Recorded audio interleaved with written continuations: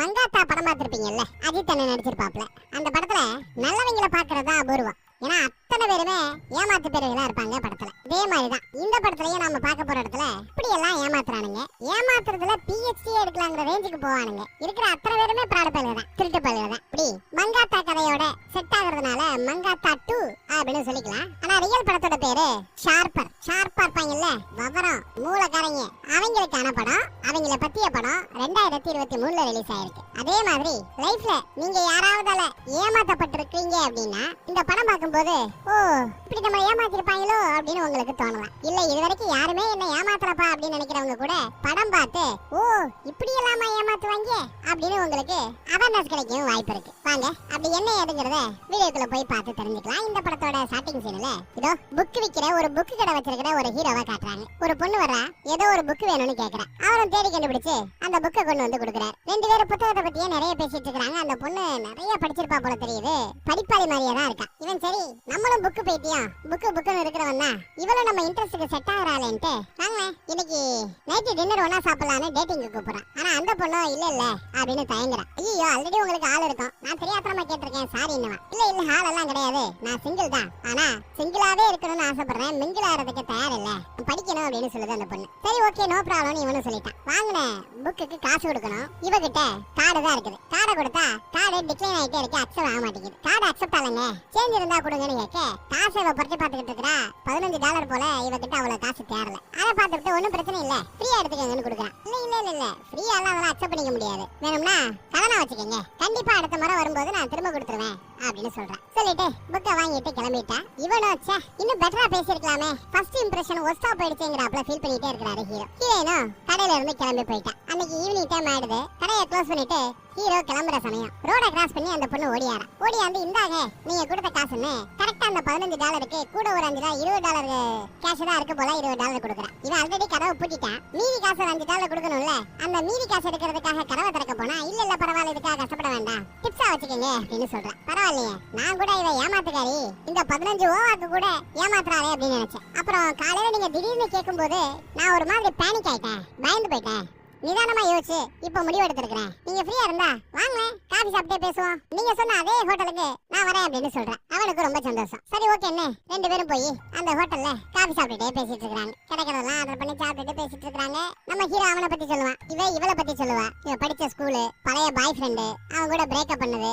இந்த கதையெல்லாம் இவங்க எப்படி ஹோட்டல்ல பேசுறதா இருக்கட்டும், இல்ல புக்கு கடையில பேசுறதா இருக்கட்டும், பார்க்ல பேசுறதா இருக்கட்டும், தியேட்டர்ல பேசுறதா இருக்கட்டும், மொட்டை மாடியில பேசுறதா இருக்கட்டும், வீட்டுல பேசுறதா இருக்கட்டும், எல்லா இடத்துலயும் ஒரே டாபிக் தான். 2 பேரோட ஃபிளாஷ்பேக் ஸ்டோரியை பத்தி பேசிட்டு இருக்காங்க. 2 பேருக்கு நடுவுல காதல் முத்தி போச்சு. ஒன்னா குடும்பம் நடத்துற ரேஞ்சுக்கு வந்துட்டாங்க. ஆனா இவன் எப்பவுமே தான் வீட்டுக்கு அந்த பொண்ணை கூட்டிட்டு போக மாட்டேங்கிறான் ஹீரோ. அவளோட ரூமுக்கு தான் இவன் போய்கிட்டு இருப்பான். அன்னைக்கு இவன் தூங்கிட்டு இருக்கும்போது ஏதோ சத்தம். யாருன்னு பார்த்தா நம்ம ஹீரோயினோட தம்பி போல தெரியுது. கெட்ட பழக்கங்களுக்கு அடிமையானவன், தப்பான ஆட்களோட நட்பா தெரியுறவன். அப்படி இப்படின்னு தேவையில்லாம அதை எதுன்னு சேர்த்து வட்டிக்கு வாங்கி கிட்டத்தட்ட $3 லட்சம் இந்தியன் மதிப்புல நெருக்கி 3 கோடி ரூபாய் இருக்கும். அவ்வளவு கடை வச்சிருக்கான் போல. ஹெல்ப் பண்ணி வந்து நிக்கிறான். போடா நாயேன்னு இவ கதவை திறக்க மாட்டேன்னு கதவை சாத்துறான். நங்குன்னு கதவை சாத்திட்டு சத்தம் போட்டுட்டு அவன் போயிட்டான். இந்த பக்கம் நம்ம ஹீரோ வந்து என்ன ஏதுன்னு விசாரிக்கிறாரு. இந்த பொண்ணு சொல்ல ஆரம்பிக்கிறது, என் தம்பி தான் சூதாட்ட பழக்கம், அதை எது பிசினஸ் பண்றேன்னு ஏமாத்துற வேலை, இப்படி நிறைய பண்ணிட்டான், நிறைய கடனாகி போயிடுச்சு. இப்ப வந்திருக்கிறது கூட அவ்வளவு காசை கேட்டு இல்ல, ஏன்னா இவகிட்ட அவ்வளவு காசும் கிடையாது, சும்மா 5-10 தான் கேட்க வந்திருக்கான். ஏன்னா அதை வாங்கிட்டு இந்த ஊரை விட்டு ஓடி போலாங்கிறது அவனோட பிளான். அவகிட்ட இப்ப காசு இல்ல, கூடிய சீக்கிரம் காசு ரெடி பண்ணி அவனை இங்க இருந்து எப்படியாவது வேற ஊருக்கு அனுப்பிச்சு வச்சிடணுங்கிற ஆய்வு. அப்ப நம்ம ஹீரோ கேட்பான், அது சரி அவனை இந்த மாதிரி நீ பேக்கப் பண்ணி வேற எங்கேயும் அனுப்பிச்சு வச்சிட்டேன்னா காசு கொடுத்த கடங்காரங்க சும்மா விடுவாங்களா? அவனோட சொந்த பந்தம் யாருன்னு செக் பண்ணுவாங்க. உனக்கு அப்பா அம்மா இல்லங்கிற ஒரே ஒருத்தி அவனுக்கு சொந்தம்னா நீதான், அப்ப ஒன்ன வந்துதான் டார்ச்சர் பண்ணுவாங்க. இது ஒரு நல்ல முடிவு மாதிரி தனக்கு தெரியலன்னு சொல்லுவான். சரி விடு, இதை பத்தி ஏன் பேசிக்கிட்டு அப்புறம் பாத்துக்கலான்ட்டு அவன். அதுக்கப்புறம் ஃப்ரெண்ட்ஸ் எல்லாம் கூட்டி வந்து ஒரு பர்த்டே பார்ட்டி சர்ப்ரைஸா இவனுக்காக அவ அரேஞ்ச் பண்ணிருப்பா. கேக்க ஊதி கட் பண்ணி கொண்டாடி எல்லாம் நல்லா தான் போய்கிட்டு இருக்குது. வெளியில ஹீரோயினும் ஹீரோவோட ஃப்ரெண்டு ஒருத்தி பக்கத்துல ஒரு லோக்கல் காலேஜ் இருக்கும், அந்த காலேஜ்ல படிச்சவ பேசிட்டு இருக்காங்க.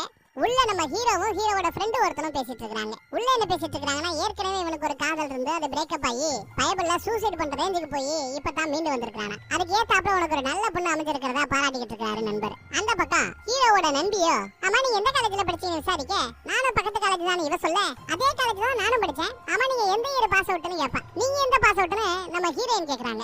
2010 பாஸ் அவுட் அவன், நான் 2012 பாஸ் அவுட். உனக்கு எனக்கு 2 வருஷம் கேப்.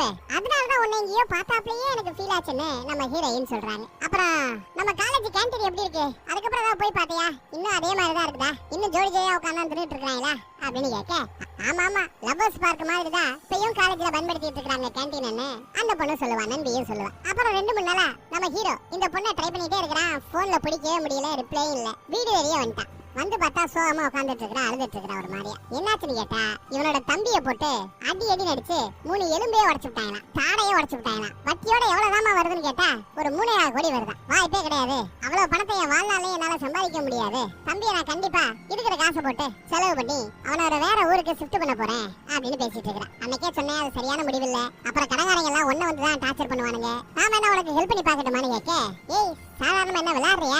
சாதாரண புக்கு கடை வச்சிருக்கிற நீ 3,000 கோடிக்கு எங்கடா போவே அப்படின்னு அவ விசாரிக்கிறான். அதெல்லாம் ஒன்றும் பிரச்சனை இல்லை, என்னோட சேவிங் அக்கௌண்ட்ல இருக்குது அப்படிங்கிறான். என்ன விளையாடுறியா? புக்கு வித்து யார் கோடிக்கணக்கில் காசு சம்பாதிக்க முடியும்? அப்ப ஏதாவது தப்பான தொழில் பண்றியான்னு அப்படி போறா அவ. இல்ல இல்ல இல்ல இல்ல, எங்க அப்பா ஒரு பெரிய பிக் ஷாட், ஒரு மல்டி மில்லினியரு, பில்லினியரு, நிறைய கணம், பெரிய பெரிய கம்பெனி எல்லாம் வச்சிருக்காரு, நிறைய பணம் வச்சிருக்காரு. ஆனா எனக்கு அதெல்லாம் பெருசா இன்ட்ரெஸ்ட் இல்ல. எனக்கு புக்கு படிக்க தான் பிடிக்கும். புக்கு கடை வச்சு விடுங்கன்னு கேட்டேன். அப்ப கொடுத்த காசுல கொஞ்சம் மிச்சம் இருக்கு, நான் ஹெல்ப் பண்றேன் அப்படின்னு சொல்றான். ஆனா அவளோ சச்சா கண்டிப்பா என்னால இதை ஏத்துக்கவே முடியாது. நம்ம என்ன சேர்ந்தாப்புல நம்ம ஒரு வாரம் 10 நாள் நம்ம பழகிருப்போமா, கண்டிப்பா என்னால ஏத்துக்க முடியாதுங்கிறான். அவனுக்கு கோவம் வருது. உரிமையா தானே கொடுக்குறேன், வேண்டான்னு சொல்றேன். நாம என்ன அப்படியா பழகி இருக்கிறோம்னு அவன் கேட்கிறான். கண்டிப்பா வாங்கிக்கணும், இல்லைன்னா கோச்சுப்பேங்கிறான். அவளும் வேற வழி இல்லாம சரிங்கிறான். சரி அக்கௌண்ட் நம்பர் கொடு அனுப்பிச்சுடுவேன் கேட்க, இல்ல இல்ல எல்லாம் இல்லீகல்ல, பல பேர் பிசினஸ் பண்ணிட்டு இருக்காங்க, அவங்க கிட்ட எல்லாம் அக்கௌண்ட் நம்பர் எல்லாம் கொடுத்தலாம் வேலை நடக்காது, கேஷா கூட எல்லாருக்கும் நான் செட்டில் பண்ணிடுறேங்கிறான். சரின்னு அவனும் கேஷா பை நிறைய அவ்வளவு பணத்தை எடுத்துட்டு வந்து இவ கையில கொடுக்குறாங்க. அவளும் சந்தோஷமா வாங்கிட்டு இவனை கட்டி பிடிக்கிறான். அப்படி கட்டி பிடிக்கும் போது கடைசி அவளோட முகத்துல இருக்கிற அந்த முக பாவனைய பாருங்க, ஒரு மாதிரி ஃபீல் ஆகுது அவளுக்கு. அப்புறம் கிளம்பிட்டான், பணத்தை வாங்கிட்டு கிளம்பிட்டான். நானும் கூட வரவான்னு கேட்பான். இல்ல இல்ல இந்த பிரச்சனையில ஒண்ணு தேவையில்லாம இழுக்கு வரும்ல, அந்த பஸ் ஸ்டாண்ட்ல வந்து பணம் வாங்கிக்கிறதா சொல்லிருக்காங்க, நான் செட்டில் பண்ணிட்டு வரேன்னு சொல்லிட்டு போன வராங்க. அடுத்து இவன் கால் பண்ணா எடுக்கல, மெசேஜுக்கு ரிப்ளை இல்ல, வாட்ஸ்அப்புக்கு ரிப்ளை இல்ல. இவனே அனாத மாதிரி தனியாவே சுத்திக்கிட்டான், போவான் வருவான், அதெல்லாம் பண்ணிட்டு இருக்கான். சரி அவளோட பிளாட்டுக்கு போய் பார்க்கலாம்னு வந்து பார்த்தா பிளாட்டே காலியாகி கிடக்குது. பைத்தியம் பிடிச்சாப்புல இவன் அடுத்து தெரிய ஆரம்பிக்கிறான். அவ்வளவுதான், இவங்களாம் முடிஞ்சு போச்சு. அடுத்து நம்ம ஹீரோயினோட பிளாஷ்பேக் ஸ்டோரிக்கு போறோம். நம்ம ஹீரோயின் ஒரு ட்ரக் அடிக்ட், போதைக்கு அடிமையானவ. சின்ன சின்ன தப்பு பண்ணுவா போல. ஜெயில இருந்து பரோல்ல ஜாமீன்ல வெளியில வந்திருக்கவ. பரோல் வேற கான்செப்ட் அது. மறுபடியும் தப்பு பண்ணணுங்களேன், ஆக்சுவலா பரோல்னா என்னன்னா தண்டனை காலம் முடியறதுக்குள்ள நன்னடத்த காரணமா வெளியில விடுவாங்க. ஆனா வெளியில போய் தப்பு பண்ணீங்கன்னா மறுபடியும் உள்ள பிடிச்சு போட்டு தண்டனை காலம் முழுக்க நீ ஜெயில கிடக்கணும்ன்றாங்க. அப்படித்தான் வெளியில வந்திருக்கிறான். கண்டிஷன்ஸ் என்னன்னா தப்பு பண்ணக்கூடாது, போதை பொருளை மறுபடியும் பயன்படுத்தக்கூடாதுன்னா. ஒரு பரோல் ஆபீசர்னு ஒருத்தவங்க போட்டிருப்பாங்க எல்லா பேருக்குமே. அவங்க தான் இந்த மாதிரி ஆட்களோட நடவடிக்கையை கண்காணிச்சுக்கிட்டே இருப்பாங்க. அப்படி ஒரு பரோல் ஆபீசரை பாக்குறதுக்காக தான் இவன் வந்திருக்கிறான். என்னங்க மேடம், பொதுவா ஆபீஸுக்கு கூப்பிடுவீங்க, இங்க என்ன பாருக்கு கூப்பிட்டுருக்கீங்கன்னு கேட்பா. அதுவா முக்கியம், வீக்கெண்ட் வருது, நிறைய வேலை இருக்கு, வந்து உட்காருன்னு உட்கார சொல்லுது. அந்த அம்மா ரொம்ப சிட் ஆஃப் மாதிரி பேசுது. எப்படி போய்கிட்டு இருக்கு அப்படின்னு விசாரிக்க, பக்கத்துல கேஎஃப்சில தான் வேலை பார்த்துக்கிட்டு இருக்கிறேன், நல்ல சம்பளம், நல்ல வாழ்க்கை, ஒன்னும் பிரச்சனை இல்ல, நல்லா போய்கிட்டு இருக்குங்கிறாப்ல இவ போய் சொல்லுவா. இந்த அம்மா தெரியாம இல்ல, அச்சு விடாதடி அப்படின்னு திட்டுறாங்க. கொஞ்ச நேரத்துக்கு முன்னாடி அதே கேஎஃப்சிக்கு இவங்க போய் விசாரிச்சிருக்காங்க. வேலைக்கு வந்து 1 மாசம் ஆச்சா. என்ன போதையில தான் வந்திருக்கிறியா? என் கார்ல இப்பயே டெஸ்டிங் கிட் இருக்கு, அதை எடுத்துட்டு வந்து இப்போ நான் செக் பண்ணனா நீ மாட்டிப்ப, இது முதல் தப்புங்கிறாங்க. உடனே அவ பயந்துட்டு ஐயோ அப்படிலாம் செஞ்சிட வேண்டாம், வேணும்னா டீல் பேசிப்போம், காசு வீசி தரேங்கிறாப்ல லஞ்சம் கொடுக்கவான்னு கேட்கறேன். லஞ்சம் கொடுக்குறியா? இது 2வது தப்பு, இதுக்காக உன்னை கண்டிப்பா அரெஸ்ட் பண்ணலான்னு இவளை அரெஸ்ட் பண்ணவே போறாங்க பரோல் ஆபீசர். அதே சமயம் அங்க இதெல்லாம் வேடிக்கை பார்த்துக்கிட்டு இருந்த ஒருத்தன் வரா. என்ன எங்க பிரச்சனை வந்து நிக்கிறான். இந்த பொண்ணு எல்லாத்தையும் எடுத்து சொல்லுது. என்ன பெரிய விஷயமா, ஃப்ரீயா விடுங்க அப்படிங்கிறாப்ல அவர் பேசுறாரு. ஒரு நல்ல வீட்டு பையன் மாதிரி தான் தெரியறான். பரோல் ஆபீசரே, இதுக்குள்ள எதுக்கு நீ வர்ற, பெரியவனா நீ அப்படின்னு அவ கேட்பா. ஆமாங்க நான் பெரிய இவன் தாங்கன்னு சொல்லி அவங்கிட்ட இருக்கிற பையில செக் பண்ணி பார்த்தா ஒரு $2000 தேரும். இந்தாங்க இந்த காசை வச்சுட்டு அவளை விடுங்க அப்படின்னு சொல்றான். அவன் என்னையா நீ லஞ்சம் கொடுக்குறியான்னு கேட்பா. ஓ பத்தாதா, இதோ நான் ரோலக்ஸ் வாட்ச் வச்சிருக்கிறேன், இந்தாங்க வாட்ச்னு ரோலக்ஸ் வாட்சையே நீட்டுறேன், இதையும் சேர்த்து எடுத்துக்கங்க, அந்த பொண்ணு பாவம் விட்டுருங்கிறான். அவ என்ன தம்பி இதெல்லாம் அப்படிங்கிறாங்க. ஓ வேண்டாமா, சரி ஓகே அப்ப நான் கிளம்புறேன்னு வாட்சை பணத்தை எல்லாத்தையும் எடுத்துட்டு இவன் பாரை விட்டு கிளம்ப போற சமயம், இருப்பா ஒரு நிமிஷம் பேசுறப்பா, இருப்பா தம்பி அப்படின்னு உடனே பின்னாடி ஓடியாரா. அதுக்கப்புறம் வெளியில போய் அவங்க என்ன பேசிக்கிட்டாங்க என்னன்னு தெரியல. மறுபடியும் பாருக்குள்ள உட்காந்து டீல் போய்கிட்டே இருக்கு. இந்த அம்மா என்ன சொல்லுது, பரோல் ஆபீசரு உங்களுக்கு நிறைய கடன் இருக்கிறான், இன்னைக்கு டேட்டுக்கு வந்து ஒரு $5000 வேணுமா. அதுக்கு அவரு $5000 அவ்வளவு காசு எப்படிமா, என்னால முடியாதுமா, என்கிட்ட காசு இல்ல, என்கிட்ட இருக்கிறது $2000 தான், நான் வாட்ச் கொடுப்பேன், ஆனா வாட்சோட வேல்யூ கிட்டத்தட்ட $7000, ரீசேல்ல வித்தா கூட இப்ப வித்தா கூட $7000 போகும், புதுசா வாங்கினீங்கன்னா $10000 வருமா, 5000க்கு போய் எப்படி நான் $7000 மதிப்புல இந்த வாட்சை கொடுக்க முடியும்னு கேக்குறாப்ல. உடனே பரோல் ஆபீசரு இல்ல என்கிட்ட ஒரு $2000 கேஷ் இருக்கு, அதனால நீங்க $7000 மதிப்பு இருக்கிற உங்க ரோலக்ஸ் வாட்சை என்கிட்ட கொடுங்க. என்கிட்ட இருக்கிற $2000 பணத்தை நான் உங்ககிட்ட கொடுக்குறேன். எனக்கு தேவை 5000 தான். அதை நான் வித்து அந்த வாட்ச்ல இருந்து அந்த $5000 எடுத்துப்பேன் அப்படின்னு சொல்லி $7000 ஒட்டான அந்த வாட்சை வாங்கிக்கிறேன். இவளுக்கு தேவை 5000 தானே. சோ மீதி $2000 இந்தாங்கன்னு இவளோட சொந்த பணத்தை அவங்கிட்ட கொடுத்துட்டு நல்லா இருங்க எல்லாரும் நல்லா இருங்க சொல்லிட்டு கிளம்பிட்டான். அப்புறம் இவன் இந்த வேலை பார்த்து நம்ம ஹீரோனை பார்த்து வான்னு கூப்பிடுறான். இவளுக்கு ஒன்னும் புரியல. ஏன்னா முன்னப்பட தெரியாத திடீர்னு இவ்வளவு பெரிய உதவி பண்றான்ல, இவளுக்கு ஒன்னும் புரியல. காரை ஓபன் பண்ணி விட்டு நான் வந்து உட்காருன்னு கூப்பிடுவான். இவன் யோசிக்கிறான். அதே சமயம் இவன் ஏகப்பட்ட வாட்ச் வச்சிருப்பான். காருக்குள்ள இருந்து வேற ஒரு வாட்ச் எடுத்து மாட்டிக்கிறான். என்னடா இவ்வளவு வாட்ச் வச்சிருக்கிற?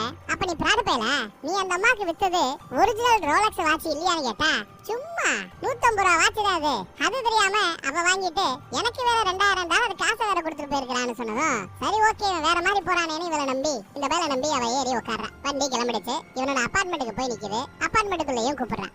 எந்த தப்பான ஐடியாவும் வச்சுக்காத அப்படின்னு சொல்லிட்டு தான் உள்ள வந்து உட்காருவான். சட்டையை கழட்டுங்கிறான். அவன் யோசிக்கிறான். ஷூவை கழட்டுங்கிறான். அதுக்கும் யோசிக்கிறான். அவனே உட்காந்து ஷூவை கழட்டி பாக்குறான். சட்டையை தான் கழட்ட மாட்டேங்கிற, கையவாது காட்டுன்னு சொல்லிட்டு கை சட்டையை தூக்கி பாக்குறான்.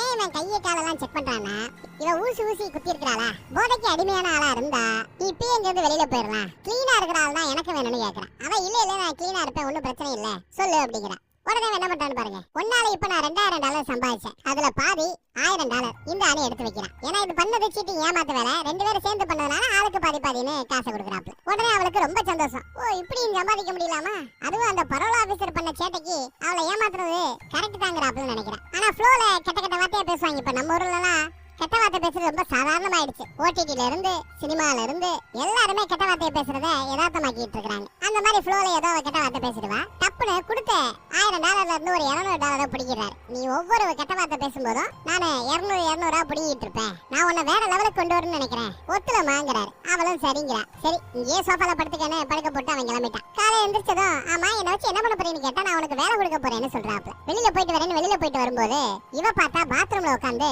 ஊசியை போட்டிருப்பா போல போதையை யூஸ் பண்ணிருக்கா. இத்தனை வருஷமா கிட்டத்தட்ட 1 வருஷமா அவ அதுல பயன்படுத்தாம இருந்தவ நேத்து தானே காசு கிடைச்சிச்சு சொலையா $800 வாங்கிட்டு வந்து யூஸ் பண்ணிருக்கா போல. காண்டானவன் அபார்ட்மெண்ட் விட்டு வெளியில தள்ளி கதவை சாத்திட்டான். இல்ல நான் கரெக்டா இருக்கிறேன் ஒழுங்கா இருக்கிறேன்னு அழுகுறா அடம் பிடிக்கிறா. இறக்கமே இல்லாம அவன் கதவை சாத்திட்டு அப்படியே உள்ளே இருந்தான். 1 hour கதவை திறக்கலையே. 7-8 மணி நேரம் அப்படியே வெளியில உட்காந்துட்டான். அப்புறம் இறக்கப்பட்டு கதவை திறந்தவரு பக்கத்துல உட்காந்து நம்பி உள்ள வர்றேன், மறுபடியும் இந்த போதைப் பொருளை பயன்படுத்துறதோ கெட்ட வார்த்தை பேசுறதோ இதெல்லாம் இருக்கக்கூடாது பாத்துக்கோன்னு உன்னை வேற லெவலுக்கு மாத்த போறேன்னு சொல்லிட்டு மாத்த ஆரம்பிக்கிறார். இவன் ஹேர் ஸ்டைல இருந்து எல்லாத்தையுமே அழகா மாத்தி படிப்பாளி மாதிரி இவளுக்கு ஒரு புது பேரு, ஒரு புது காலேஜ், ஒரு புது ஸ்கூல்ல படிச்சாப்ல, புது காலேஜ்ல படிச்சாப்ல. எவனாவது ஒருத்தன் எவ்வளவு விதமா கேள்வி கேட்டாலும் அந்த கேள்விகளுக்கு பதில் சொல்றாப்ல.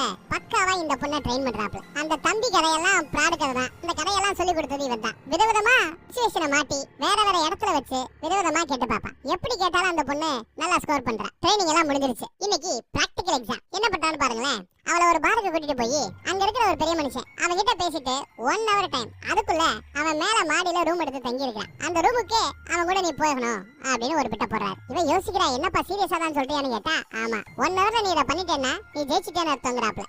எக்ஸாம்ல பாஸ் ஆயிட்டேன்னு அர்த்தங்கிறாப்ல. உடனே அவளும் போய் அங்க உட்காந்துட்டு ஏதோ ஆர்டர் பண்ணுவா. பக்கத்துல உட்காந்துருந்த அந்த பிசினஸ் மேனை பார்த்துட்டு ஹாய் சொல்லுவா. அவரும் ஹாய் சொல்லுவாப்ல. தனியா எனக்கு எதுவுமே சாப்பிட்டு பழக்கம் இல்ல, கம்பெனி கொடுக்கல என்ன உங்களுக்கு ஏதாவது ஆர்டர் பண்ணட்டுமான்னு கேட்க அவர் விஸ்கி கேட்கிறாரு. விஸ்கியும் ஆர்டர் பண்ணி கொடுக்குறா. அப்படியே 2 பேரும் பேச ஆரம்பிச்சவங்க அடுத்து பார்த்தா லிஃப்ட்ல ஏறிட்டாங்க. சொன்னபடி சாட்சி காட்டிட்டான். அப்புறம் ரூமுக்குள்ளேயே வந்துட்டான். என்ன உங்களுக்கு கல்யாணம் ஆயிடுச்சான்னு கேட்க அதான் கல்யாண மோதிரம் போட்டிருக்கேன்ல பாத்துட்டு தானே வந்து பேசுனேன், வாடா நீங்க பக்கத்துல வந்து முத்த கொடுக்க வந்தா கதவை தட்டுற சத்தம். ரொம்ப ஓங்கியவன கதவை தட்டிட்டு இருக்கிறான்.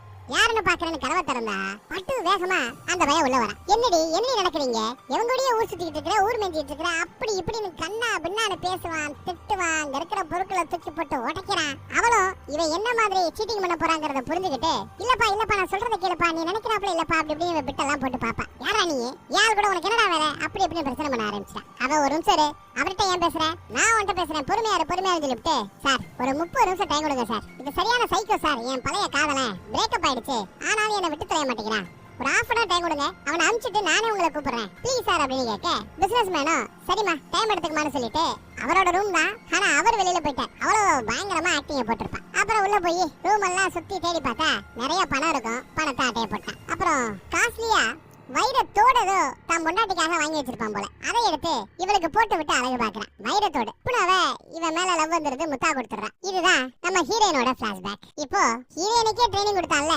இந்த பயலோட, இவன் பேரு மேக்ஸ். இந்த மேக்ஸ் பயலோட பிளாஷ்பேக்க இனி நாம பார்க்க போறோம். ஒரு வாடகை வண்டியில வந்து பிளாஷ்பேக்ல இறங்குறான். ஒரு பெரிய வீடு, அது ரொம்ப பெருசு. பார்ட்டி ஏதோ நடந்துகிட்டு இருக்குது. பொட்டி பொட்டிக்கு எடுத்துக்கிட்டு இவங்க வந்திருக்கிறான். பார்ட்டியில இவனோட பிஹேவியரே பாருங்களேன், ரொம்ப மண்டை வெயிட்டா.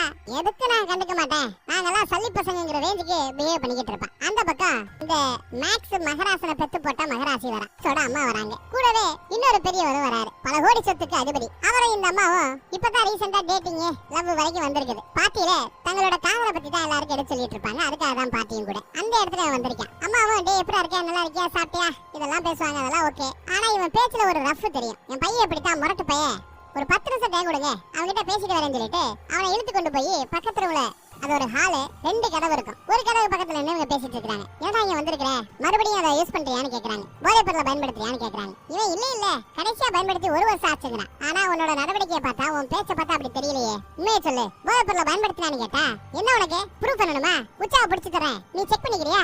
இதோ பிடிச்சு தரேன், இங்கேயே பிடிச்சு தரேன்னு சொல்லி அங்கேயே ஒரு கிளாஸ் எடுத்து அங்கேயே உச்சா போய் இந்த டெஸ்ட் பண்ணிக்கணும்னு கொடுக்குறான். இந்த அம்மா கதறி அழுகும். இந்த மாதிரி ஒரு பிள்ளைய பெத்துட்டோமேன்னு சொல்லி நினைக்கிறாங்க. வெளியில சொல்ல முடியுமா? முடியல. கதறி அழுகுறாங்க. அதுக்கப்புறம் தான் இந்த சைக்கோ பைபிள்ல நார்மல் மோடுக்கு வந்து அம்மாவை கட்டிப்பிடிச்சு ஒண்ணு இல்ல சாரிமா கொஞ்ச நாளைக்கு நான் இங்க தங்கிக்கிறேனே, எனக்கு போறதுக்கு இடம் இல்லமாங்கிற அப்பல சீனை போடுறான். இவ்வளவு பெரிய மிரட்டலை கொடுத்துட்டு எப்படி அவங்களால முடியாதுன்னு சொல்ல முடியும்? கொஞ்ச நாளைக்கு தான், இது நம்ம வீடு கிடையாது, ஏதோ அவர் பாமேன்னு விட்டாத்தான். அதுக்குள்ள நீ வேற வீடு பார்த்து போயிடணும்னு சொல்லிட்டு தான் பையனை தங்குறதுக்கு அலோவ் பண்றாங்க. அவனும் ரொம்ப குஷியா ஓகே தேங்க்யூன்னு சொல்லிட்டு கிளம்பி போவான். பார்த்தா இதையெல்லாம் அந்த பெரிய மனுஷன் ஒட்டு கேட்டுட்டு இருப்பாப்ல. கோடீஸ்வரர் அவர். கோடீஸ்வரர் ஒட்டு கேட்டுட்டு இருக்கிறேன். என்ன ஃப்ரீயாவே ஷோ பாத்தீங்க போல, போங்க உங்க காதல வெயிட்டிங்னு நக்கல் பண்ணிட்டு போறான். திருப்பி ஒருத்தர் வந்து நான் உங்க அம்மா லவ் பண்ணிட்டு சொன்னா எப்படி இருக்கு அவனுக்கு, அதனால அப்படி ரியாக்ட் பண்றான்னு தெரியல. அப்புறம் இவர் உள்ள வந்து அழுதுகிட்டு இருக்கிற அந்த அம்மாவுக்கு ஆறுதலா நல்ல வார்த்தை பேசுறாப்ல. பாத்தியம் முடிஞ்சிருச்சு. இவனுக்கு ஒரு ரூம் கொடுத்து தங்க வச்சிருக்காங்க. எந்திரிச்சு வரான். அப்பதான் அவங்க சாப்பிட்டுட்டு இருப்பாங்க. வாடா வந்து சாப்பிடு, இப்பதான் நான் சாப்பிட்டு முடிச்சேன்னு பையனுக்கு முத்தம் கொடுத்துட்டு சரி வேலை இருக்குன்னு கிளம்பிடுறாங்க அம்மா. அப்புறம் பையனும் அந்த கோடீஸ்வரன் தான் சாப்பிட்டுட்டு இருக்காங்க. இப்போ ஏதோ ஒரு ஃபைன் ரைசிங் ஃபங்க்ஷன் ஒண்ணு இருக்கலாம். இந்த கோடீஸ்வரர் செத்து போன தன் மனைவியுடைய பேர்ல வந்து ஒரு சேரிட்டி நடத்திட்டு இருக்கிறார், ஒரு ட்ரஸ்ட். இவர் பணம் நிறைய பணம் அதுல போடுவாரு, நன்கொடை கொடுக்கறவங்களுக்கு கொடுக்கலாம். அதை வச்சு நிறைய நல்லதெல்லாம் பண்ணுவாரு போல. அந்த ஃபங்க்ஷனுக்கு தான் நாங்க அடுத்து கிளம்ப போறோம், வரையானு கூப்பிட்டா அதெல்லாம் போர் அடிக்க நான் வரலங்கிறார். சரி அப்ப நீ வீட்டுல ரெஸ்ட் எடு, நாங்க போயிட்டு வரோன்னு இவங்க கிளம்பிட்டாங்க. போய் இந்த ஃபங்க்ஷனை நல்லபடியா முடிச்சிட்டு திரும்பி வர வழியில கொஞ்சிக்கிட்டே வராங்க. இங்க வீட்டுல அப்பார்ட்மெண்ட்டுக்கு வந்து பார்த்தா ஒரே சத்தம். என்னடான்னா ஒரு போலீஸ்காரரு இந்த பையனை அரெஸ்ட் பண்ண முயற்சி பண்ணிட்டு இருக்கிறார். இதை பார்த்ததும் கோடீஸ்வரருக்கு ஷாக், இந்த அம்மாவுக்கு ஷாக். நில்லுப்பா என்னப்பா பிரச்சனை கேட்டா, இல்லீகலா போதை பொருளை வாங்க முயற்சி பண்ணா, போலீஸ்காரனே தெரியாம என்கிட்டே வந்து பவுடர் இருக்கான்னு கேட்டா, அதான் அரெஸ்ட் பண்ண பாக்குறதா அந்த போலீஸ்காரர் சொல்லுவார். இவனும் அப்பையும் போலீஸ் கூட பார்க்காம ஏத்து பேசிட்டு இருப்பான். அந்த கோடீஸ்வரரோ எப்பா நம்ம ஏரியா போலீஸ் ஸ்டேஷன் தானே, உங்க கமிஷனரே எனக்கு தெரியும்பா, நான் பேசிக்கிறேன்ப்பா அப்படி இப்படின்னு பேசி பாக்குறாரு. ஆனா இவர் ரொம்ப ஓவரா பேசினதுனால அரெஸ்ட் பண்ணியே தீருவேன்னு கையில வழங்க மாட்டி விட்டாப்ல போலீஸ். அதே சமயம் இரு கமிஷனர் நான் பேசிக்கிறோன்னு பெரிய விஷயம் இல்ல, இருந்தாலும் நீ இதை ஒரு வேலை நினைச்சிட்டு அங்க இருந்து அலைஞ்சு கடந்த 2 மணி நேரமா அவங்க கூட போராடிட்டு இருக்கிற, அதுக்கு இதா கொஞ்சம் நஷ்டீடா வச்சுக்கன்னு கொஞ்சம் பணத்தை கொடுக்குறாரு. ஒரு $1000 கொடுக்குறாரு. அங்க இந்த அம்மா பத்திரகாளியாவே மாறுறாங்க. ஏண்டா பிராடு பயலா, அங்க இங்க கை வச்சு கடைசியில இங்கேயே கை வைக்க வந்துட்டீங்களாடா அப்படின்னு கோவப்படுறாங்க. இவன் போலீஸ்காரனே கிடையாது, என் மகனோட ஃப்ரெண்டு. இப்படித்தான் எங்கேயாவது போய் ஒரு ஆக்டிங்க போட்டு பணத்தை படிப்பாங்க. நல்ல வேலை நீங்க காசு கொடுக்கல, நீங்களா என் மகனே இல்லடான்னு சொல்லி பலாறு ஒரு அரை என் கண்ணு முன்னாடியே முழிக்காத போ அப்படின்னு அழுதுகிட்டே உள்ள போயிட்டாங்க. அப்ப அந்த கோடீஸ்வரரோ அவ்வளவு நடிப்பு, எவ்வளவு மெனக்கட்டீங்க, இதெல்லாம் எதுக்கு, வெறும் $1000 இருக்கா, திருடணும்னு முடிவு பண்ணா பெருசா திருடுறா, ஏதோ என்னால முடிஞ்ச அட்வைஸ் அவ்வளவுதான் தம்பின்னு சொல்லிட்டு கிளம்பிடுறாரு. இங்க இருந்து போயிடுன்னு சொல்லிட்டு திட்டாங்க. உடனே அவனை வீட்டை விட்டு போயிட்டான். பெத்த மனசு தாங்குமா தாங்காது. பின்னாடியே ஓடியாந்து மகனை பாக்குறதுக்காக அவனோட அபார்ட்மெண்ட்டுக்கு வந்துட்டாங்க. சாரி வலிக்கிற மாதிரி அடிச்சிட்டேனா அப்படின்னு கேக்குறாங்க. இவன் பதில் சொல்ல மாட்டேங்கிறான். அவன் மேல ஏறி உட்காந்து பாசத்தை அநியாயத்துக்கு பொழிக்கிறான். இவ்வளவு பொழிகிறாளே, இவங்களை பார்த்தா அம்மா பையன் மாதிரியே தெரியலையேன்னு கூட நமக்கு தோணும். உண்மைதான், இவங்க 2 பேரு அம்மா பையனே கிடையாது, லவ்வர்ஸ். இந்த அம்மாவுக்கு வயசான ஆட்களையே பிடிக்காதான். ஆனா அதையும் மீறி அந்த கோடீஸ்வரன் கூட இவங்க குடும்பம் நடத்திட்டு இருக்காங்கன்னா காரணம் என்ன, பணத்துக்காகத்தான். அதெல்லாம் இப்பதான் தெரிய வருது. ஒண்ணு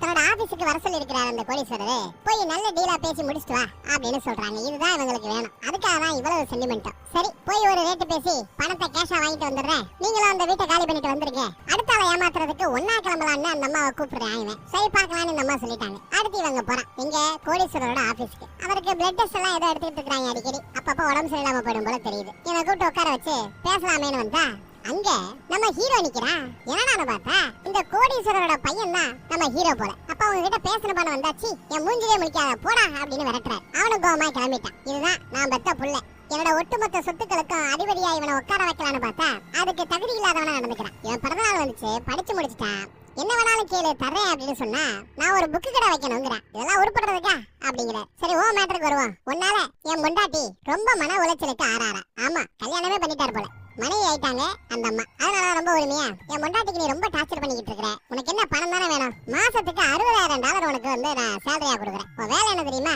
ஆபீஸ்க்கே வர வேண்டாம், நாங்க இருக்கிற வீட்டுக்கு வர வேண்டாம், உலகம் சுத்திக்கிட்டே இரு, மாசம் மாசம் உனக்கு பணம் வந்துகிட்டே இருக்கும், இதுதான் உன் வேலை. ஓகேவான்னு கேட்டா யோசிச்சு பார்த்துட்டு முடியாதுங்கிறா. டேய் நல்ல ஆஃபர்ரா, இதை விட பெட்டரான ஆஃபர் உனக்கு கிடைக்காது அப்படின்னு சொன்னா இல்ல இல்ல அதை விட பெட்டரான ஆஃபர் ஒண்ணு நான் உங்களுக்கு சொல்றேன், மாசம் மாசம் கொடுக்குறேன்னு சொன்னீங்கல்ல அது வேணாம், எனக்கு நிறைய பண தேவைகள் இருக்கிறது, ஒரு வருஷத்தோட அமௌண்ட்டா மொத்தமா இன்னைக்கே செட்டில் பண்ணுங்க, அதுவும் கேஷா கொடுத்தீங்கன்னா அப்புறம் உங்க பிரச்சனைகளே வரமாட்டேன், எங்க அம்மாவை பாக்குறதுக்கு நான் வரமாட்டேன், உரிமையும் கோர மாட்டேங்கிறேன். அவருக்கு இந்த டீலிங் பிடிச்சிருக்கு. சரி ஒரே பேமெண்ட்ல ஒழிச்சு விட்டுருவோம்னு போய் சொலையா $7,20,000 இந்தியன் மதிப்புல சொல்றதா இருந்தா நெருக்கி 8 கோடிக்கு தேரும். அவ்வளவு பணத்தையும் மொத்தமா கொண்டு வந்து கொடுத்துட்டாரு. அதை வாங்கிட்டு ரொம்ப சந்தோஷமா கிளம்பி போறான். அவ்வளவு பணத்தை சம்பாதிச்சிட்டாங்கல்ல, அதை கொண்டாடுறதுக்காக பார்ல ஒரு சின்ன பார்ட்டி. யாராரு அந்த போலீஸ்காரர் நடிச்ச நண்பரு, அப்புறம் அம்மா பையனா நடிச்ச இவங்க. நான் பாட்டம் ஆட்டம் கொண்டாட்டம் சரக்கு எல்லாம் முடிஞ்ச பிறகு சரி என் ஷேரை கொடுங்கடான்னு கேட்டா சும்மா சில லட்சங்களை மட்டும் தான் கொடுக்குறான், ஒரு 4 கட்டை தான் கொடுக்குறான். ஏய் என்ன விளையாடுறியா, கோடிக்கணக்கில் நீங்க அடிச்சுட்டு இவ்வளவுதான் கொடுப்பீங்களான்னு கேக்குறான். அவ்வளவுதான் தம்பி, நாங்க எவ்வளவு பிளான் போட்டு ரெடி பண்ணோம், ஓ வேலை தம்மா துண்டு வேலை தானே, அவ்வளவுதான் கொடுக்க முடியும்னு ரொம்ப திமிரா பேசுறாப்ல. நினைச்சா அவன் சண்டை போடலாம், இவன் கிட்ட சண்டை போட்டு என்ன பிரயோஜனம். சரி விடு, வர வர நீ எல்லா டீல்லையுமே இதே மாதிரி தான் ஏமாத்திட்டு இருக்கிற, உன் ஏமாத்து வேலையை மத்தவங்க கிட்ட வச்சுக்கோ. சரி சாப்பிட்டு கிளம்புறேன்னு அவன் கிளம்பிட்டான். இன்னைக்கு ராத்திரி தான் இந்த அம்மா கோடீஸ்வரர் தூங்கின பிறகு பொட்டி படிக்க கட்டிக்கிட்டு கிளம்பி வரதா பிளான். இவன் இங்க பொட்டி படிக்க கட்டி வச்சுட்டு அவங்களுக்கு போன போட்டு என்ன கிளம்பி வரையான்னு கேட்க இவங்க இல்ல நான் வரலங்கிறாங்க. உனக்கு ஒரு குட் நியூஸ் சொல்றேன், ஒரு பேட் நியூஸ் சொல்றேன், ரெண்டு இருக்குங்கிறாங்க. குட் நியூஸ் என்னன்னா, பொதுவா இப்ப நான் இங்க இருந்து கிளம்பி வந்தா அடிச்ச 8 கோடியில உனக்கு 4 கோடி எனக்கு 4 கோடின்னு கொடுக்க வேண்டியிருக்கும். எனக்கு நீ பங்கே தர வேண்டாம், 8 கோடி நீயே வச்சுக்கோ, எடுத்துக்கோ. இது குட் நியூஸ். பேட் நியூஸ் என்னன்னா, வெளியில ஒரு போலீஸ்காரர் கதவை தட்டுறாரு. உள்ள இருக்கியா, டேய் கதவை தரடா அப்படின்னு கதவை தட்டிட்டு இருக்கிறார். என்ன நடக்குது இங்கன்னு அவன் யோசிப்பான். நீ என்ன டிஸ்டர்ப் பண்ணவே கூடாது, இந்த பக்கமே நீ திரும்ப கூடாது, ஓடி போயிடு, எங்கேயாவது போய் அந்த 8 கோடியை வச்சு நல்லா சம்பாதிச்சு நிம்மதியா இருந்துக்க. நான் இந்த கோடீஸ்வரரையே கட்டிக்கிட்டேன்ல, அந்த ஆளு மண்டை எண்டே போட்டாப்லன்னா எனக்கு ஏதாவது சொத்து பத்து கொடுப்பாருல, அதுக்காக நான் இங்கேயே இருக்கலாம்னு முடிவு பண்ணிட்டேன். இனியும் ஏகப்பட்ட இடத்துக்கு ஓடி போய் அம்மா பையனா நடிக்கிறதுக்கு எனக்கு விருப்பம் இல்லைன்ட்டாங்க. டப்புனு போனையும் கட் பண்ணிட்டாங்க. வெளியில போலீஸ்காரன் கதவை தட்டிட்டு இருக்கிறதுனால இவனுக்கு வேற வழி இல்ல, யோசிக்கிறதுக்கு நேரம் இல்ல, பணத்தை தூக்கிட்டு கொல்லப்புறத்து டோர் வழியா ஓடி போயிட்டான். பாத்தீங்கல்ல எல்லாம் திருட்டு பையங்க. எல்லாரும் ஏதாவது வாய்ப்பு கிடைத்தா இன்னொரு ஆளை கால வர தயாரா இருக்கிறாங்க. இப்போ நம்ம மேடலினோட கதைக்கு வரோம். மேடலின் இப்போ ஒரு மாதிரி கண்ணாடியை பார்த்து அப்படியே கண்ணாடியை பார்த்து முறைக்கிறாங்க. முறைக்க கண்ணுல இருந்து அப்படியே கண்ணீர் பொங்கும் ஒழுகும். இப்படி அழுது பிராக்டிஸ் பண்றாங்க. ஏன் இந்த அம்மா இவ்வளவு அழுகுது அப்படின்னு பார்த்தா அந்த கோடீஸ்வரரை கட்டிக்கிச்சுல, கோடீஸ்வரர் இறந்து போயிட்டார் போல. தெரிஞ்சவங்க பெரிய ஆட்களா வந்து இரங்கல் தெரிவிச்சிட்டு இருக்காங்க. வக்கீல் வந்து இரங்கல் தெரிவிக்கிறார். பையனும் வந்திருப்பான். அப்புறம் வக்கீல் இந்த 2வது சம்சாரம் அப்புறம் பையன் அவங்க 2 பேரையும் உட்கார வச்சு உயிர் எழுதும்போது உங்க அப்பா முழு நினைவோட சுய நினைவோட தான் இருந்தாரு, நல்ல தெளிவான மனநிலையில அவர் எழுதின உயில் தான் இப்ப நான் உங்களுக்கு அதை சொல்ல போறேன்னு சொல்லிட்டு எடுத்து சொல்றாங்க. உயில் எல்லாம் ப்ராப்பரா ரெஜிஸ்டர் பண்ணி ஆன்லைன்லயே இருக்கும், அதெல்லாம் பாக்கணும்னு அவசியம் இல்லை. என்ன இருக்குன்னா அவருக்கு 2 விதமா அவரோட சொத்துக்களை பிரிக்கலாம். ஒண்ணு வந்து வீடு, கம்பெனி, பேங்க்ல இருக்கிற 1000 கோடி ரூபாய், இது ஒரு பக்கம். இன்னொரு பக்கம் தன் இறந்து போன மனைவியோட சார்பா ஒரு ட்ரஸ்ட் நடத்துறாருல, அந்த ட்ரஸ்டுக்காக ஒரு கரண்ட கொண்டு வச்சிருப்பாங்க, அதுல பணம் கிடக்கும், அதெல்லாம் தனி. இதுல ட்ரஸ்டோட சேர்மனா தான் பையனை உட்கார வைக்கிறார். வீட்டையும் 1000 கோடியையும் கம்பெனியையும் இந்த 2வது கொண்டாடிக்கு எழுதி வச்சார் போல. அது மட்டும் இல்ல, அந்த ட்ரஸ்ட்ல சேர்மனா CEO மாதிரி உட்கார்ந்துட்டு எல்லா வேலையும் செய்யலாம் பையன். ஆனா ஒரு கால் அதுலயே ஏதாவது அவன் தப்பு பண்றான் சொதப்புறான்னா அந்த ட்ரஸ்டோட ட்ரஸ்டியா அதை கேள்வி கேட்கிற உரிமை இந்த அம்மாவுக்கு உண்டு. தப்பு பண்ணாலும் அதுவும் ஒரு கால் நம்ம ஹீரோ மண்டை இண்டிய போட்டான்னா அந்த ட்ரஸ்டோட ஃபண்டு அந்த ட்ரஸ்டுமே கூட இந்த அம்மாவுக்கு வந்துடும். இந்த மாதிரி லாக் பண்ணி வச்சுக்கிறார். ஏன் உங்க அப்பா இதை பண்ணாருன்னா அப்படின்னு வக்கீல் விளக்கம் சொல்றதுக்குள்ளேயே பையன் புரிஞ்சுக்கிறான். இப்படிதான் பண்ணுவாருன்னு எனக்கு நினைச்சேன். ஏன்னா அவர் கொடுத்த அந்த 3 கோடி ரூபாய் பணத்தை நானு ஏட்டிக்கு புட்டியா ஏமாந்து போயிட்டேன். என்ன மாதிரி ஒரு ஏமாளிக்கு யாரு சொத்து பத்த கொடுப்பா? சரி எனக்கு வாச்சது அவ்வளவுதான் அவன் ஏத்துக்கிற மனநிலையில தான் இருக்கிறான். ஏன்னா அவனுக்கு அந்த புக்கு கடை போதும், இப்ப அந்த ட்ரஸ்ட்டை மட்டும் கொஞ்சம் நல்லபடியா நடத்தினா போதும். கொஞ்சம் ஓப்பன் மைண்டட் தான். பணம்னு பின்னாடி அலையறவன் இல்ல. பணம் இருக்கிறவங்களுக்கு பணத்தோட அருமை தெரியாதுங்கிறாப்புல இருக்கிற பையன். அந்தம்மா இல்ல நான் இப்ப வந்தவன், எனக்கு எல்லாத்தையும் எழுதி கொடுத்தா எப்படி, எனக்கு அதுல உடன்பாடு இல்ல அப்படி இப்படின்னு ஒரு சீனை போடும். இவனோ பரவாயில்ல ஃப்ரீயா விடுங்கன்னு தான் சொல்லிட்டு இருக்கிறான் மகன். அப்புறம் இந்த வீட்லயே என்னால ரொம்ப நாள் இருக்க முடியாது, அவர் வாழ்ந்த இடம் இங்க இருந்தா எனக்கு அவரோட நினைப்புதான் வரும், வீட்டையும் விற்கிறதா இருக்கிறேன், அப்படி வித்தா கூட இதோ கோடீஸ்வரர் மகன் இருக்கிறான்ல நம்ம ஹீரோ, அவனுக்கா நமக்காக ஒரு அபார்ட்மெண்ட் பார்த்து அவனை செட்டில் பண்ணி வைக்க வேண்டியது ஏன் பொறுப்புங்கிறாப்ல எல்லாம் பேசிட்டு இருக்குது அந்த அம்மா. அதுக்கப்புறம் அவங்க போன பிறகு ஏன்னா சந்தோஷம் என்ன சந்தோஷம். அடுத்து திடீர்னு பல கோடிகளுக்கு அதிபதினு ஆன பிறகு காஸ்ட்லியான பேக் என்ன, காஸ்ட்லியான ஷாப்பிங் என்ன, பழகுற ஆட்களும் காஸ்ட்லியான ஆட்கள் மாதிரி தான் இருக்குது. ஜேன்னு வாழ்ந்துகிட்டு இருக்கிறான். எல்லாம் நல்லபடியா போய்கிட்டு இருக்குது. திடீர்னு ஒரு நாள் இவங்க வீட்டுக்கு ஒரு 3 பேர் வராங்க. பாக்குறதுக்கு டிஸ் மாதிரி. டிடெக்டிவ்ஸ்க்கு என்ன தமிழ்ல பேரு? பொறிவாளர்களா? புலன் விசாரணை பண்ணக்கூடிய விசாரணை அதிகாரிகள் ஒரு 3 பேர் வராங்க. மேடம் உங்களுக்கு எங்களை தெரியாம இருக்கலாம். பொதுவா ஏதாவது புலன் விசாரணை பண்ணணும், ஏதாவது மேட்டரை தெரிஞ்சுக்கணும்னா எங்களுக்கு உங்க இறந்து போன புருஷன் வேலை கொடுக்கறது வழக்கம். அந்த மாதிரி எங்களுக்கு ஒரு ஒர்க்கை ஏற்கனவே அவர் கொடுத்திருந்தாரு. அந்த ஒர்க்ல ஒரு ப்ராக்ரஸ் கிடைச்சிருக்கு. அதை எக்ஸ்பிளைன் பண்றதுக்காக தான் இங்க வந்திருக்கிறதா சொல்றாங்க. பையனை கூப்பிடுங்கன்னு நம்ம ஹீரோயையும் கூப்பிட்டாச்சு. அப்புறம் எடுத்து வளைக்க சொல்றாங்க. உங்க அப்பா உன்னை ஏமாத்திட்டு போனால 3 கோடியை ஒருத்தி அவளை விசாரிக்க சொல்லி எங்கிட்ட சொல்லியிருந்தாரு. நாங்களும் விசாரணை பண்ண ஆரம்பிச்சோம். விசாரணையில அவ பிராடுன்னு தெரிஞ்சு போச்சு. பல பேர் இப்படி ஏமாத்திருக்காங்கிறது தெரிஞ்சு போச்சு. அவளை ஒரு 2 நாள்ல எனக்கு டைம் கொடுத்தீங்கன்னா நாங்க அவளை பிடிச்சிருவோம் அப்படிங்கிற ரேஞ்சுக்கு பேசுறாங்க. ஆனா அவ தனியா செயல்பட வாய்ப்பே இல்ல.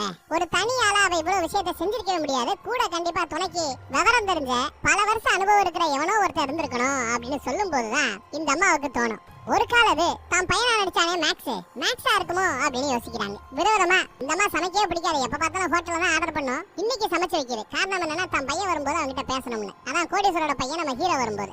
ஹீரோ வருவானா, வாப்பா தம்பி இன்னைக்கு சமைச்சிருக்கிறேன் சாப்பிட வரையான்னு கூப்பிடுறாங்க. சரி இதோ பேக் வச்சுட்டு வரேன்னு அவனை வந்து சாப்பிடறதுக்கு உட்காருவான். சாப்பிட்டு இருக்கும்போது லைட்டா பேச்சு கொடுப்பான். வீட்டை வித்துட்டு உனக்கு நான் வேற ஒரு அபார்ட்மெண்ட் வாங்கி கொடுத்துறேன், நானும் கிளம்புறேன் என்ன அப்படி இப்படின்னு பேசிட்டு இருக்காங்க. அப்புறம் அப்படியே டாபிக் இந்த பக்கம் வருது. ஆமா அந்த பொண்ணு மேட்டரை ஏன் திரும்ப நடந்துகிட்டு தேவையில்லாத விஷயம். அவதான் உன்னை ஏமாத்திட்டு போயிட்டால, இன்னும் அவ பின்னாடியே ஏன் நீ அலையிற அப்படி இப்படின்னு அட்வைஸ் பண்ணுவாங்க. வேண்டாம் அவன் கேட்க மாட்டான். நான் ஒன்னும் உங்க பிள்ளை இல்ல அப்படின்னு சொல்லும் போது, ஆமா என் பிள்ளையா இருந்தா மண்டையில 2 தட்டி அந்த ஓடுகாலையை பத்தி நாங்க பேசவே மாட்டோம் தெரியுமா அப்படின்னு அந்த அம்மா ஒரு கத்துது. அதுக்கப்புறம் ஆமா தம்பி என் பிள்ளையா இருந்தா அவ்வளவு உரிமையா என்னால சொல்ல முடியும். இப்படி ஏமாத்தி போனவங்க உனக்கு தேவையாடா? ஏண்டா இப்ப நீ ஊரு சொன்னா 1000 முன்னுங்க வரிசையா வந்து நிப்பாங்க. இதுல அந்த திருட்டு பொண்ணு உனக்கு தேவையா, அந்த துரோகி உனக்கு தேவையா அப்படி இப்படின்னு பேசுறாங்க. ஃப்ரீயா விடு, ஒளிஞ்சு போட்டுங்களையே திரும்ப அவளை பார்த்து நீ தான் கஷ்டப்படணும். வாழ்க்கையில அடுத்து என்னன்னு யோசிக்கிறேன். எல்லாத்தையும் திரும்பி பின்னாடியே பாத்துக்கிட்டு முன்னாடி பாடுறா அப்படி எப்படின்னு அட்வைஸ போட அவனும் சரி நீங்க சொல்றதா சரி நான் அந்த விசாரணையை நிப்பாட்ட சொல்லிடுறேங்கிறான். அதுதான் அவங்களுக்கு வேணும். ஏன்னா விசாரணை எங்க போய் முடியும்?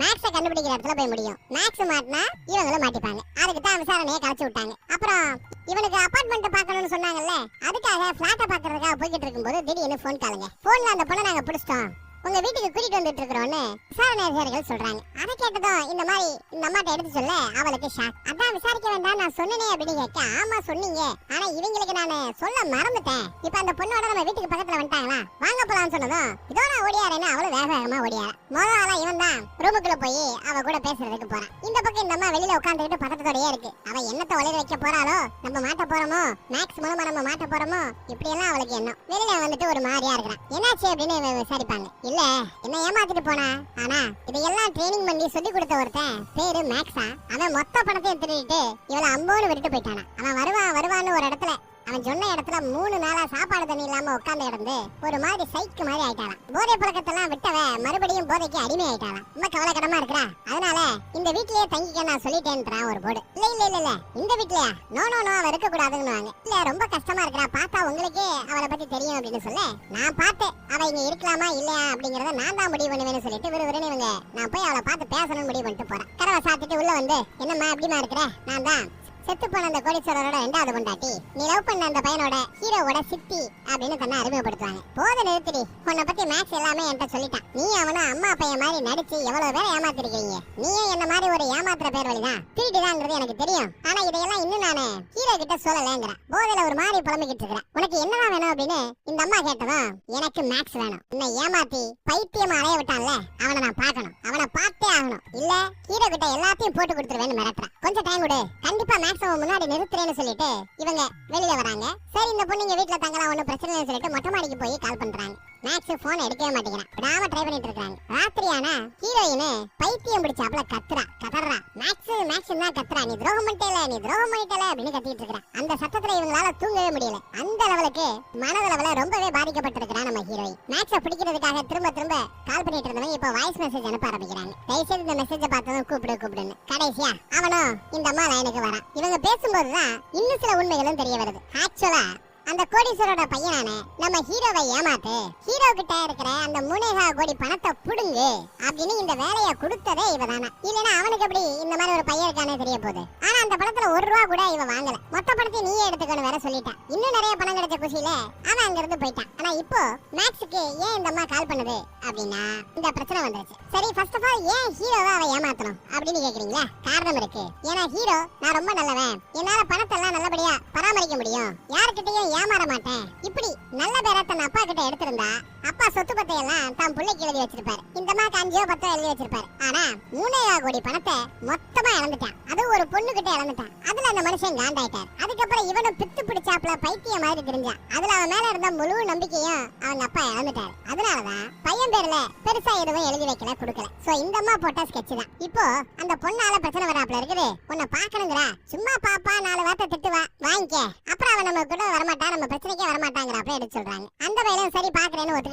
இந்த பக்கம் வந்து இவளை பார்த்துட்டு வாயே விடுமுக்குள்ளேயே அடைஞ்சு கிடந்தா காத்து கூட ஃப்ரெஷ் காத்து கூட வராது, வா வெளியில போய் காத்து வாங்கிட்டு வரலான்னு கூப்பிடுவா. பக்கத்துல ஹீரோவோ இல்ல இருக்கட்டும் அப்படின்னு. அட ஆமானு கூப்பிட அவனும் சரி நான் போயிட்டு வரேன்னு கிளம்பிடுறாங்க. 2 பேரும் அப்படியே காத்தார வருவாங்கன்னு பார்த்தா கார் ஏறி வராங்க. மேக்ஸ பார்க்க போறோம்னு சொன்னதும் இவளுக்கு சந்தோஷம், கோவம் எல்லாமே சேர்ந்துதான் இருக்குது. ரொம்ப தூரம் வண்டி போயிட்டே இருக்குது. ஒரு பீச் பக்கமா போய் வண்டி நிக்குதுங்க. எதுக்க பார்த்தா மேக்ஸ் நிக்கிறான். பொறுமையா நடந்து வராங்க. திடீர்னு ஆவேசம் கொண்டவளா வேகமா ஓடியாந்து குத்து குத்துன்னு குத்துறா, அடிக்கிறா, திட்டுறா, காரி துப்புறா.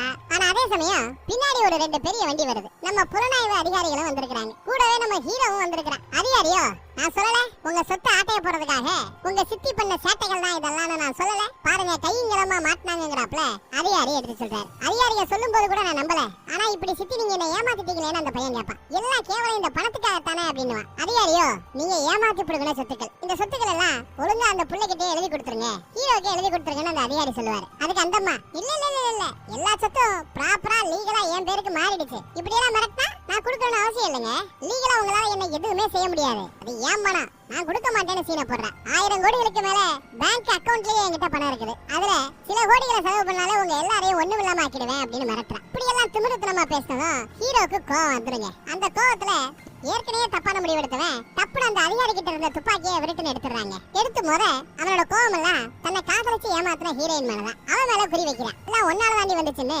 சுடப்போறேன்னு மிரட்டுறான். அவசரப்படாத, பொறுமையாரு, கொஞ்சம் யோசி, அப்படி இப்படின்னு எவ்வளவோ சொல்லி பாப்பா ஹீரோயின். சுற்றுவானோ அப்படின்னு நினைச்சா இப்ப நான் இந்த பக்கம் திரும்பி இந்த அம்மா பக்கம் வர்றான். நீ தானே எல்லாத்தையும் பிளான் பண்ண, இப்படி இந்த மாதிரி ஒருத்தைய தேர்ந்தெடுத்து அவளை ட்ரைனிங் கொடுத்து என் புக்கு கிடைக்க ஆரம்பிச்சு எல்லாம் பண்ணது நீ தானே.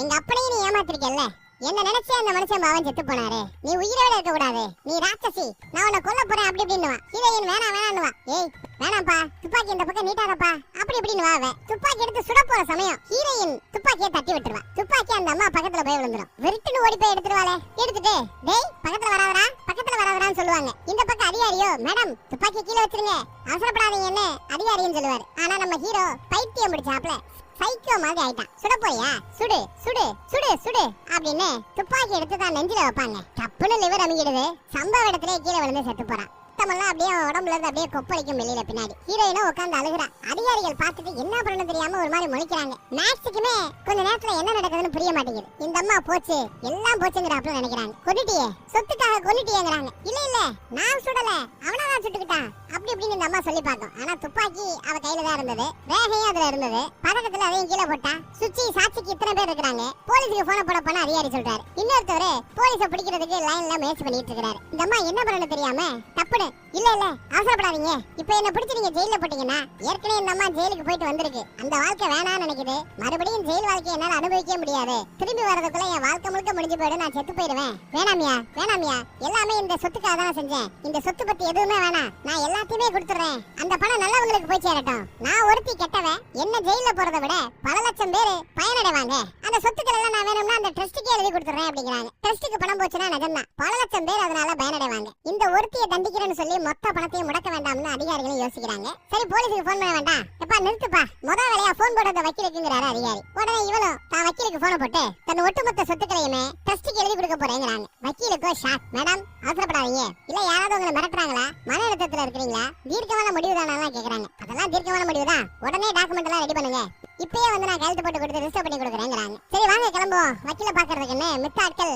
வண்டியில ஏறி வக்கீல பார்க்க கிளம்புறாங்க. பாடி மட்டும் அங்க கிடக்கும். இன்னொருத்தவர் இங்க இருக்கிறார். அவர் பாடி ஏதாவது ஒரு கரை கட்டி ரெடி பண்ணுவாரு. நீங்க வாங்கன்னு கிளம்புறாங்க. இங்க வந்தாச்சு. வக்கீலும் ஏற்கனவே சொன்னபடி பத்திரத்தெல்லாம் ரெடி பண்ணிட்டாரு. எல்லாத்துலயும் கையெழுத்து போட்டு அடுத்து இந்த நாட்டிலேயே இருக்க கூடாதுன்னு 3 பேரையும் அதிகாரிங்க டிக்கெட் புக் பண்ணி வெளில அனுப்பிக்கிறாங்க. ஏர்போர்ட் வரைக்கும் கொண்டு வந்து ஃளைட்ல ஏத்தி விட்டுட்டு தான் அவங்க போறாங்க. இவங்களும் ஃளைட்ல ஏறி உள்ள வந்தாச்சுங்க. வரிசையா சீட். மேக்ஸ் கேப்பா 1000 கோடிக்கு மேல மொத்தமும் போச்சே, இன்னும் அழகாம இருக்கிற அப்படின்னு கேப்பா அந்த அம்மாட்ட. அதுக்கு அவளோ இல்ல அங்கதான் நீ தப்பு பண்ற, நான் எல்லா சொத்துக்களையும் எதுக்கு எழுதி கொடுத்தேன், ட்ரஸ்ட்டுக்கு எழுதி கொடுத்தீங்க. அவன் சொல்லுவான் ட்ரஸ்டோட சேர்மன் யாரு அப்படின்னு கேட்டா நம்ம ஹீரோ கோடீஸ்வரரோட புள்ளங்கிறான். ட்ரஸ்டோட ட்ரஸ்டி யாரு நீங்கங்கிறான். அவனே செத்து போயிட்டானா ட்ரஸ்டியோட சேர்மனே இல்லன்னா அடுத்த பதவி ட்ரஸ்டி பதவி தான். அதுல நான் தான் உட்கார்ந்துட்டு இருக்கிறேன். அப்ப அதுவும் எனக்கு தான் புரியுதா அப்படின்னு வில்லத்தனமா சிரிக்கிறான். அதை கேட்டது இவன் ஒரு மாதிரி ஆடி போறாங்க. கடைசி வரைக்கும் பணம் பணம்னு பண பேய்களா இருக்குதுன்னு சொல்லிட்டு இவன் நான் பாத்ரூம் கிளம்புறேன்னு போறான். ஏன்னா பாத்ரூம்ல உட்கார்ந்து அழுகுறதுக்கு. இவங்க சட்டையில அந்த கொலை நடந்திருக்க போது செத்து போன நம்ம ஹீரோவோட ரத்தம் இவங்க சட்டையில ஒட்டி இருக்கும். இப்பதான் சரி அதை துடைக்கலாமேன்னு ஒரு டிஷ்யூ எடுத்து துடைக்கிறாங்க.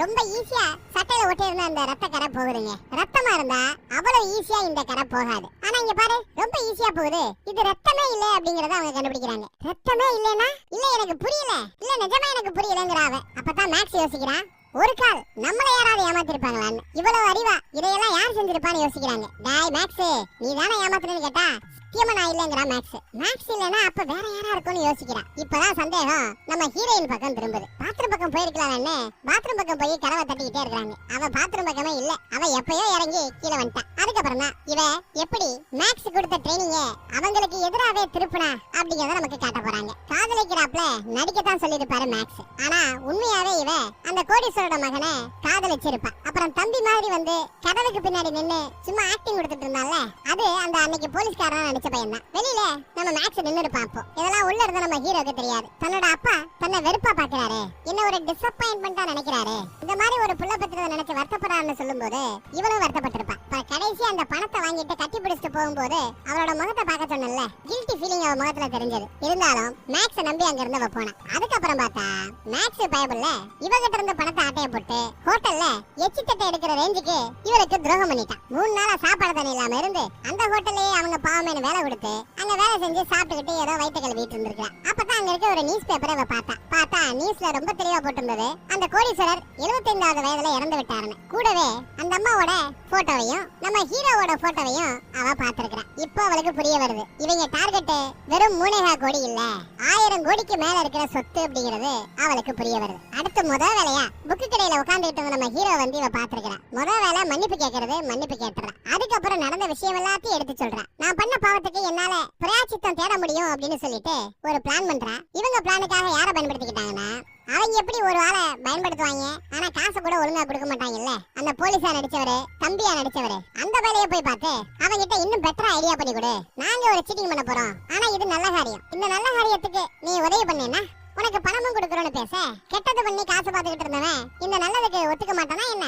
அவனும் ஒத்துக்கிட்டான். அதுக்காக இவங்க பிளான் போடுறதுக்காகவே ஒரு ஆபீஸ் ரூம் ரெடி பண்ணாங்க. ட்ரைனிங் எடுக்கிறதுக்காகவே ஒரு ஹாலை ரெடி பண்றாங்க. உடம்புல அந்த ஃபேக் பிளட் போலி ரத்தம்னு சொல்லுவோம் படம் எல்லாம் எடுக்கும்போது இதைத்தான் பயன்படுத்துவாங்க. அவன் எப்படி தட்டி விடணும், இவன் எப்படி துப்பாக்கி எடுக்கணும், திருப்பி சுடும்போது அவன் எப்படி நடிக்கணும், எல்லாமே பல தடவை ட்ரைனிங் எடுத்திருக்காங்க. அதனாலதான் கொஞ்சம் கூட கசியாம அருமையா பிளான் பண்ணபடி அவங்களை ஏமாத்த முடிஞ்சது. இவ கண்ணை சுத்தி போட்டிருந்த அந்த கருப்பு மைய கூட இவ அழிச்சிட்டு ரொம்ப ஃப்ரெஷ்ஷா வெளியில வரா. எல்லாரும் போன பிறகு செத்து போனாப்புல நடிச்சுக்கிட்டு இருந்த நம்ம ஹீரோவை எந்திரிச்சிட்டான். மொத்த சொத்துக்களும் ட்ரஸ்ட்டுக்கு வந்துருச்சு. ட்ரஸ்டோட சேர்மன் யாரு நம்ம ஹீரோ. அப்ப இவனுக்கு தான் எல்லா சொத்துக்களும் வந்துருச்சு இல்லையா. இதுதான் இவங்களோட பிளான். இது தெரியாம அந்த அம்மா அவசரப்பட்டு கையெழுத்து போட்டு ஜெயிலுக்கு பயந்து மொத்தத்தை இழந்துட்டான். எவ்வளவு பேரை ஏமாத்திருக்காங்க. எல்லா பேருக்கும் எப்படி இருக்கும் அத இன்னைக்கு இவ அவங்களுக்கு திரும்ப கொடுத்துட்டான். ஏர்போர்ட்டை விட்டு வெளியில வந்தா அதிகாரிகளோட வண்டி வந்து நிக்குது. வண்டியில ஏத்திக்கிறாங்க. அப்புறம் அந்த புக்கு கடைக்கு தான் போறாங்க. பிளானுக்கு உதவி பண்ண அந்த ஃப்ரெண்டுக்காரரு இந்த அதிகாரிங்க இவங்க எல்லாருக்குமே பணம் செட்டில் ஆகுது. எல்லாமே நடிக்கிறவங்க தான். எல்லாம் சினிமால துணை நடிகர்களாக இருந்தவங்க தான். விசாரணை அதிகாரிகள் எல்லாம் கிடையாது. எல்லாம் நடிப்பு. பணத்தை வாங்கிட்டு அவங்க கிளம்பிடுறாங்க. கடைசியில இந்த காதலி மட்டும் தான் தனியா இருக்கும். அப்ப இவ கேப்பா பக்கத்து ஹோட்டல்ல காஃபி நல்லா இருக்கும், அன்னைக்கு சாப்பிட்டாப்லயே இன்னைக்கு சாப்பிட போலாமான்னு கேட்க இவன் கொஞ்சம் கூட யோசிக்காம இரு கடையை சாத்திட்டு வந்துடுறேன்னு கிளம்புறான். இன்னும் இவங்க லவ் பண்றாங்க அப்படிங்கறத காட்டி ஒரு நல்ல பாசிட்டிவ் எண்டிங்ல தான் படத்தை இங்கே முடிச்சிருக்காங்க. சூப்பரா இருந்ததுல. என்னமா ஸ்கெட்ச் போட்டு ஏமாத்துறாங்கன்னு பாருங்க. அதுவும் 1000 கோடிய அசால்ட்டா முழுங்கினா பாத்தீங்களா. வேற ஒரு நல்ல கதையில மறுபடியும் சந்திப்போம்.